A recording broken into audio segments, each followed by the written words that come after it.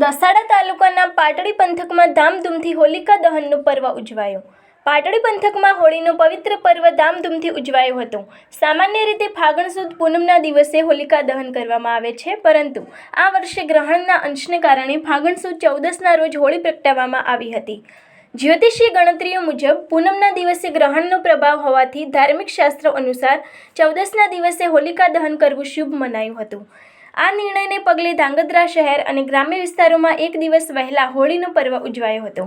સવારથી જ ભક્તો દ્વારા હોલિકા દહન માટે લાકડા અને અન્ય ચીજવસ્તુઓ એકઠી કરવામાં આવી હતી। દરેક વિસ્તારમાં શ્રદ્ધાળુઓએ પોતાની શક્તિ મુજબ હોલિકા બનાવી હતી અને સંધ્યા સમયે વિધિવત રીતે તેને પ્રગટાવી હતી। હોળીનો આ પર્વ ભક્ત પ્રહલાદની ભક્તિ અને અસત્ય પર સત્યના વિજય સાથે જોડાયેલો છે। રાજ્યભરની જેમ ધાંગધ્રા પંથકમાં પણ આ ધાર્મિક કાર્યક્રમ ભક્તિમય માહોલમાં સંપન્ન થયો હતો। આ અંગેની વધુ માહિતી માટે જોતા રહો ભારત ટાઈમ્સ ન્યૂઝ। છેલ્લા 100 વર્ષથી ગાંધી દરવાજા વિજય ચોક માય મંડળ દ્વારા હોલિકા દહનનું આયોજન કરવામાં આવે છે અને